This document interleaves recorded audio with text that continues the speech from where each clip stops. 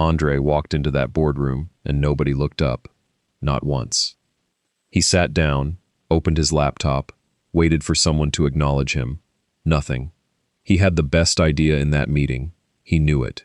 His manager knew it.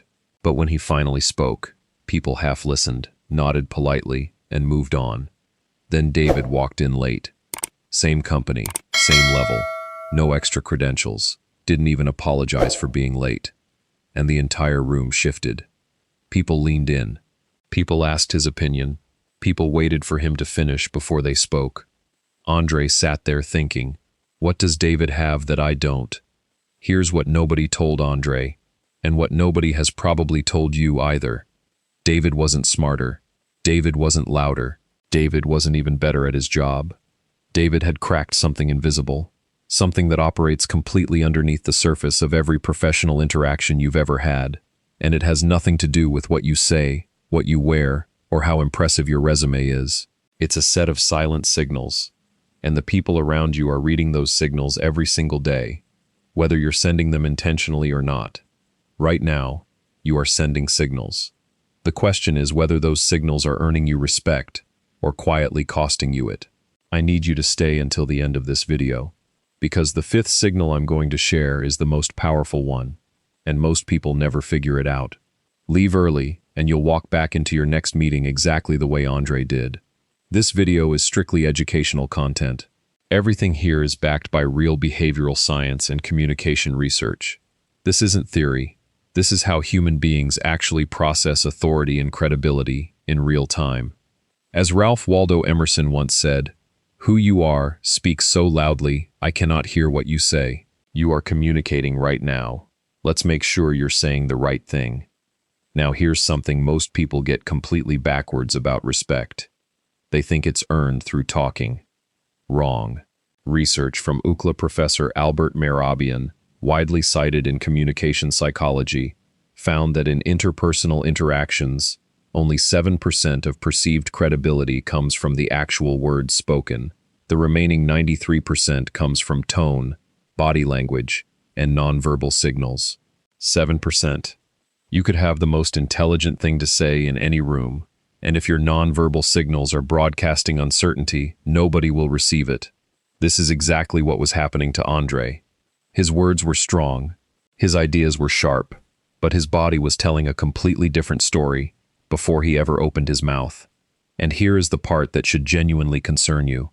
People make credibility judgments in less than 100 milliseconds. That's according to research published in Psychological Science by Princeton University psychologists Janine Willis and Alexander Todorov. Less than a tenth of a second. You haven't said a single word yet. The room already has a read on you before you speak. And the good news, that read can be completely engineered, starting today. This is where it gets serious. The first signal is your posture, and it is doing more work than anything else in your professional life. Watch how most people stand in a hallway, in a meeting, in an elevator, shoulders rounded forward, head slightly tilted down, body contracted, taking up as little space as possible. That is the body language of someone asking permission to exist, and people respond to it accordingly. Social psychologist Amy Cuddy at Harvard Business School conducted research showing that expansive, upright posture, what she calls high-power positioning, not only changes how others perceive you, but actually alters your own hormonal state. Testosterone levels rise, cortisol levels drop. Your body physically moves into a more confident biochemical state simply because of how you're standing. Your posture is not just an image thing, it is a chemistry thing. Here's what commanding presence actually looks like. Shoulders pulled back naturally, not stiff, not forced. Head level, not tilted down. Feet planted at shoulder width, hands visible and relaxed. Space claimed, not surrendered. That posture says, before a single word, I am someone who belongs in this room. And the brain of every person watching processes that signal before they're even consciously aware of it. Try this right now. Sit up straight, pull your shoulders back, lift your chin to level. Feel the difference in how you occupy the space around you. That feeling is what people read from across the room. Start there. Here's what most people don't realize. The second signal is your pace. and it is one of the clearest status markers in any professional environment. Watch how people move when they're stressed, nervous, or low on confidence. They rush, they over-explain, they fill every silence with noise. They move like someone who is afraid of wasting other people's time. Now watch the people in any room who carry the most authority. They move slowly. They speak at a measured pace. They pause before answering. They don't rush to fill silence. They move and speak like people who have all the time in the world, because powerful people own their time, rather than apologizing for using it. Research on speech rate and perceived credibility from the Journal of Personality and Social Psychology found that moderate to slow speech pace is consistently associated with higher perceived intelligence, competence, and trustworthiness by listeners, while rapid speech pace correlates with nervousness and lower credibility perception. Jordan, a senior executive coach who has worked with C-suite leaders at multiple Fortune 500 companies, described it this way in a leadership development publication: "The single fastest way to lose perceived authority in a room is to rush. Rushing signals that you don't trust your own presence to hold the space. So here's what you do differently starting today. Walk into rooms slower than feels comfortable. Let a beat of silence pass before you respond in conversation. Speak at 70% of the speed that feels natural when you're nervous. Stop over-explaining. Finish your sentence and let it land." In a world where everyone is rushing and overfilling silence, the calm person becomes the most commanding person in the room. And here's what nobody tells you. When you slow down, people wait for you. They lean in. They get curious. Because stillness in motion is rare, and rare things command attention. Now, here's where things shift. The third signal is your eye contact, and it is the single most direct way to communicate confidence or fear in any professional interaction. Most people break eye contact the moment they feel social pressure. They look down when they're being challenged. They look away when they're speaking about something uncertain. They scan the room instead of holding a gaze. Every time you break eye contact under pressure, you signal submission, and people absorb that signal whether they intend to or not. According to research from the British Journal of Psychology on gaze behavior and social dominance, individuals who maintain steady eye contact during conversation are consistently rated as more intelligent, more confident, and more credible by their conversational partners, even when the content of what they said was identical to those who broke eye contact frequently. Same words, completely different perception. Here is the practical technique. When someone is speaking to you, hold their gaze for approximately 3 seconds, then allow a natural brief break, then return. This creates connection without the discomfort of an unbroken stare. When you are speaking, hold eye contact, especially on your key points. The moment you look away while delivering your most important statement is the moment your listener subconsciously discounts it. And here is the professional situation where this matters most. When you are being challenged, questioned, or pushed back on, hold the eye contact longer than feels comfortable. Do not look away while being pressured. That single behavior communicates more confidence than any verbal response you could give. The eyes are broadcasting your inner state to every room you enter. Take control of what they're saying. Now, let's talk about the fourth signal, the one that surprises people most. Listening, not talking more, not having better answers. Listening. Research from the International Journal of Listening found that individuals perceived as exceptionally strong listeners are rated significantly higher in leadership potential, trustworthiness, and interpersonal intelligence than those who dominate conversations, regardless of the actual content each person contributes.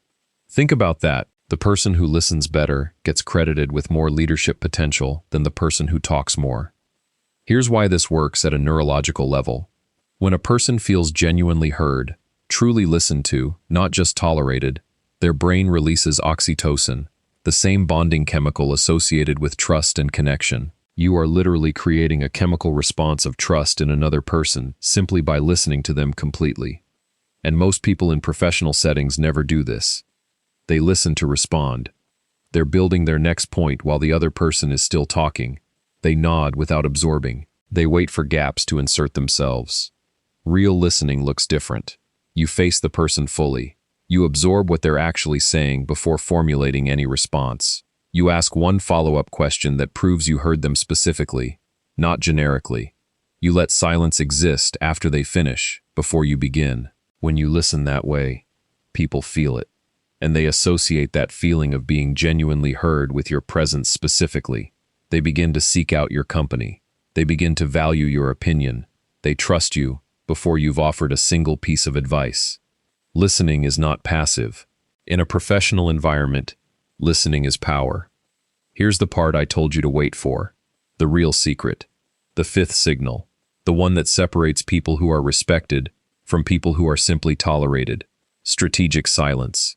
Research on silence in professional communication from the journal Human Communication Research found that individuals who use deliberate, purposeful silence in group settings, particularly during conflict or high-stakes discussions, are consistently perceived as more authoritative, more wise, and more in control than those who fill every gap with speech.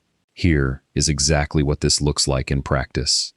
When a meeting gets tense, when opinions clash, when voices get louder, when the room starts filling with reactive noise, do not join the noise. Stay completely still. Watch. Listen. Let the chaos play out. You will be the only calm presence in the room, and every single person will notice. Then, when the energy has peaked and people have exhausted their reactions, you speak. One sentence, direct, calm, purposeful. That sentence will carry more weight than everything said before it combined, because here is what silence communicates at a psychological level. It says, I am not afraid of this moment. I am not reactive. I do not need to prove myself in real time. I am above the noise. That is the signal of someone who operates from genuine confidence rather than performed confidence. And here is the deeper truth that ties all 5 signals together. You cannot fake these for long. The posture, the pace, the eye contact, the listening, the silence, they only work sustainably when they're expressions of something real underneath. The real foundation is self-respect.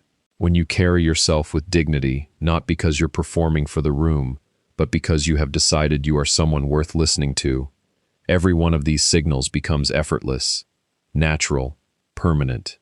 As Epictetus once said, no man is free who is not master of himself.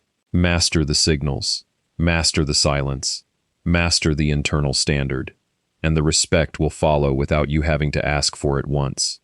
If this video changed how you're going to walk into your next room, hit like right now. It costs you nothing, and it reaches someone who needs it today.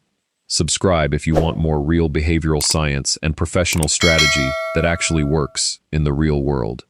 Drop your biggest challenge with presence or respect in the comments. I read every single one, and your situation might become the next video. You came here because you know you are more capable than the room has been giving you credit for. Now you know exactly why, and exactly how to change it. Go command the room.